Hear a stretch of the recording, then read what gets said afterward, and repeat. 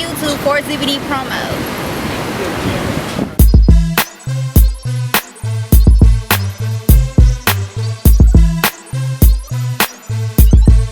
WorldsDVD.com. Yeah, what it is, people, it's your boy Doggy Diamonds. I'm here with, let them know who you are. Kid Stacks, and I'm back. So where you been? For those who don't know. I've been locked up in federal immigration prison for almost 3 years. Wow. I just got released in January. So most people go to jail and they come out, they be all big and diesel and shit. How you stay so small and, you know, coming out of jail? Well, actually, people thought that I was thick in 2010, and that was only because I had just had my baby. Okay. So it was all baby weight, but I've been this size my whole life.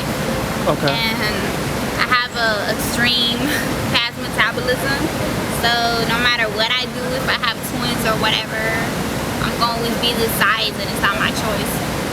So are you famous or are you infamous? What would you consider yourself to be? I could say I have a household name. Yeah. Happy, like when you really look back at it now, is it you happy about it, or do you like, maybe I shouldn't have did this or that? I'm great about it. I'm amazed about it, because who comes from the track of pimps and hoes and makes it on their own and be their own pimp in the industry? You know, when you're used to walking around this streets in New York, 51st Street, from 9th Ave to 12th Ave, when you're used to working out here, and you know, you're under instructions of a pimp and you have no mind of your own and no sense of your own, and coming out of that world into what I am today, I think is a great achievement, because nobody has ever done that before from the track, from pimps and hoes. Usually people die, go crazy, or end up working at 7-Eleven. So, do you have any regrets? I have no regrets in life. I think everything happens for a reason, and you just gotta go with the flow. And keep it real, how many niggas, even though they knew you was gonna blow them up, how many of them was still hitting you up trying to holler? All of that was just entertainment business. Okay. Yeah. So I seen you in different interviews was saying that some of it was like, it wasn't even real and shit like that.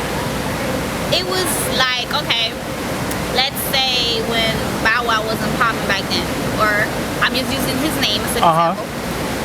He wasn't popping back then. Right now he's in 106 apart, but let's say he wasn't popping back then. He's trying to drop a mixtape or whatever he's trying to do with his projects. You need media attention. You need a buzz. Yes. And what's a buzz gonna get you? A front page of the media or the front page of Hip Hop Weekly, like me and Soulja was a scandal. And once that happens, you're trying to look at what he's doing and you're trying to interview him and you making him poppin'. So most of it was entertainment business. Was the Soulja Boy shit real or fake? Keep it a buck. Entertainment. And was he down with it? Keep it real. Did he know about it? Cause he had like he was all mad and shit. Was he down with it? Soulja Boy's in love with me. To this day? Yeah. What'd you do to that nigga? I don't know. We're the same age. We're both kids, and you know, a lot of people said that I was taking advantage of him, but we're the same age. Just to let everybody know, we are the same age. We are on the same page, and at the end of the day, it was entertainment. I made him back popping. I just did an interview with Gossip, and they told me I brought his career up when he came down. And at the end of the day, it was entertainment. After that video came out, it was all over TV, and he was on the covers of all hip-hop magazines, and I gave him buzz. I gave him business. So, has all of that been lucrative for you? Like, did you get paid to do some of that shit, or you was just looking out for motherfuckers? It was business. Business. Yeah. Business always mean money. Always. So we also known you as the queen of Worldstar. Yeah, the Teddy. Queen. Used to be. And you say used to be. Why is it used to be now? Like I explained before, you know, I came from the track. I came from pimps and hoes. I had a pimp for 5 years. I was loyal to him. I'm his baby mama. I had his first child. And when you have a pimp and you're his bottom bitch, you're down for him, you're loyal, you ride or die. You kill over him and you kill for him. And once I left that lifestyle, still got the same mentality because I was 14 when I got in it. So when Q became like my protector, like my boss, and he said I was his bottom bitch, I was like, okay, I'm gonna represent you like a bottom bitch supposed to do. So I got, you know, the queen logo tatted. He put on his Instagram page that I was his Worldstar queen. And not to show him that it's all about Worldstar, I got his face tatted on my back. Wow. His whole face. And I got November 2nd because we were both born on the same day. So to make it special, like, you know, I'm your ride or die bitch no matter what. But he's not from the streets, he's just a nerd. So he doesn't respect the street code. Because I'm like his, you know, unpaid loyal bodyguard. And I feel like you're disrespecting me because you found a new bitch, you fucking her, you like her sex game, and you made her first lady a Worldstar. And, you know, it's not, I don't think it's, you know, when you're the bottom bitch, it's not about who makes the most money, it's about who's more down for you. And she's not down at all. Like, what have you done for Worldstar? You have done nothing except suck his dick, fuck him, whatever, bend over, and he pays fake views to make you a rapper because he's trying to build her a rap career. And bitch, you're not Nicki Minaj. Like, you sound like Lady Gaga trying to rap on fucking Worldstar. You're whack. And you have a 13-year-old boy body. Like, damn. What the fuck, you know? Like, really, you're not even a sex symbol. At least be a sex symbol, but no nigga wants you. You're whack. And anyway, so I feel like, okay, you bring a new bitch to the stable, you make her bottom bitch, you make her first lady, and that's a huge disrespect to me, what I was raised in. So I decided not to fuck with Worldstar anymore. But people think I just left and it's out of jealousy. No, it happened, he fired me first. Because I confronted him and I was like, look, why are you making this bitch first lady if I'm the motherfucking queen? And you said I'm the queen because you put the video on Worldstar when I was getting tatted up. You put it on Instagram that I'm your Worldstar queen. So you let the world know I represent you. I'm the one who represents your company. So what's up? And he ignored me.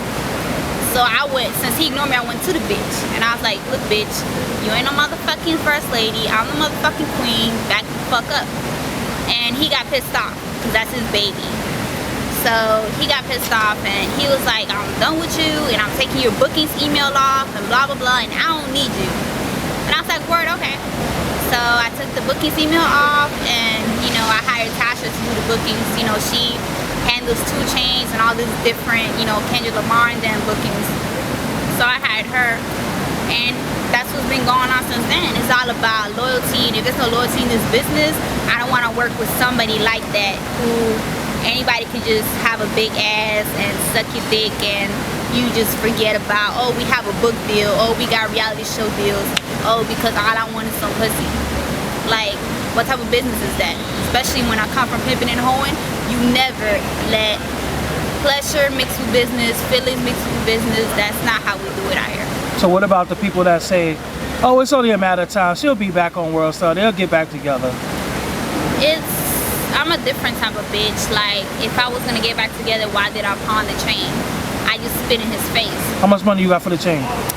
First of all, that chain was made by Ben Baller, supposed to be Baller. It was only 10K gold, and the diamonds ain't cost shit. It was only 250. But I had to, you know, talk to dude out and shit, and he gave me 500. He offered you $250? Yeah. Damn. It's only 10K gold, and the diamonds ain't mean shit. It was small as fuck, like it ain't cost shit. So financially, when you was working with Worldstar, was it feasible for you? Were you able to? Did you make good money over there? I felt like, okay, when I used to be, you know, hoeing for him, our quota was, you know, it was 1,000 on the weekdays and it was 2,000 up on the weekends. So, you know, I used to get more than that. So I felt like he was only paying me $3,500. Like, what the fuck is that? I can go out and make it on my own. $3,500 a week. A month. A month. A month? Yeah, like what the fuck is that? You know? So I felt like, you know, that ain't shit. I mean, you pay white prostitutes $2,000 a fuck, and you're only gonna give me $3,500.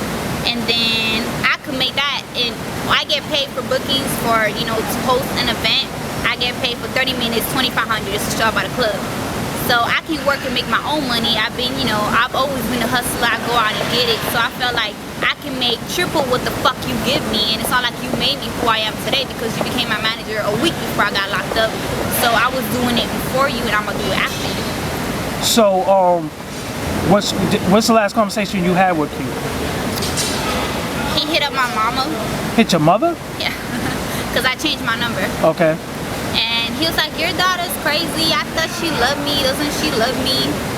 And then, you know, my mama told her, you know, it was disrespectful what you did. Like, who is this new bitch? You make you first lady, you know, blah, blah, blah. Oh, yeah. Who you making her first lady and blah, blah, blah. So there was like arguing, and then my mom, you know, she told me I've been talking to you, blah, blah, and then I read the text messages, and I cursed him out. And he was like, I want you to apologize to Worldstar, make a public announcement. And I was like, I'm not apologizing. I was like, fuck you, you apologize, blah, blah, blah. So we started arguing. And he was like, well, let's get to this money, let's do the book. Because since I don't have no contract with him, so the only way he could get to me is through the book. And I was like, tell your first lady to advertise. Since she's, you know, your first lady, she's the one making you money, so tell her to do all that shit I do for you. So what's the difference between Andrea and Cat Stacks? Andrea is the human being as me, what I was born as, Andrea Herrera.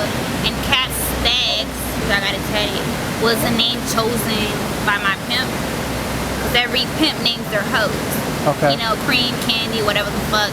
And he named me Cat Stacks, and that was the name created up the game, but it doesn't represent who I am as a person. Okay.